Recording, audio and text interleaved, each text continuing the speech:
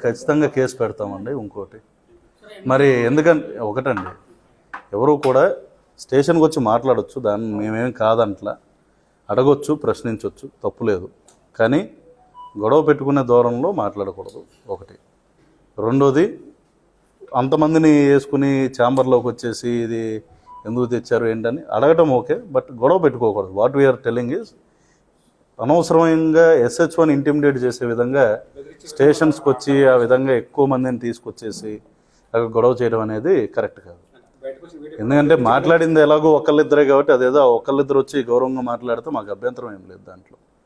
కానీ మా స్టాఫ్ని ఇంటిమిడేట్ చేస్తే కంపల్సరీ దానికి మేము చర్య తీసుకోవస్తాం.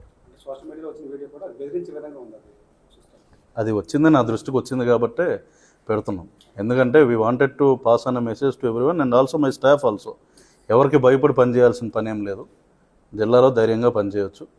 ఎవరైనా వైలేట్ చేసి ఒకవేళ బెదిరించే దూరంలో స్టేషన్స్లో ఎవరు బిహేవ్ చేసినా, ఇదేమీ ఒక పర్టికులర్ పార్టీయో పర్సనో కాదు. ఈరోజు సందర్భం వచ్చింది కాబట్టి చెప్తున్నాం. అది టుడే నీడ్ హ్యాస్ కమ్.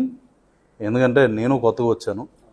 నేను వచ్చిన తర్వాత ఇటువంటిది మొదటి సంఘటన నేను చూసింది కాబట్టి మొదటి సంఘటనకే రెస్పాండ్ అవ్వాల్సిన బాధ్యత యాజ్ యూనిట్ ఆఫీసర్గా నా మీద కూడా ఉంది. కాబట్టి ఎందుకంటే నా స్టాఫ్కి కూడా నేను ధైర్యం చెప్పుకోవాల్సిన బాధ్యత ఉంది. ఇప్పుడు ఎవరో వచ్చి బెదిరిస్తే అంత భయపడతా డ్యూటీ చేయమని చెప్పి నేనైతే చెప్పను. కాబట్టి అందరికీ కూడా వాట్ వీఆర్ రిక్వెస్టింగ్ ఈజ్, మీరు మాతో గౌరవంగా ఉన్నాను, మేము మీతో గౌరవంగా ఉంటాం.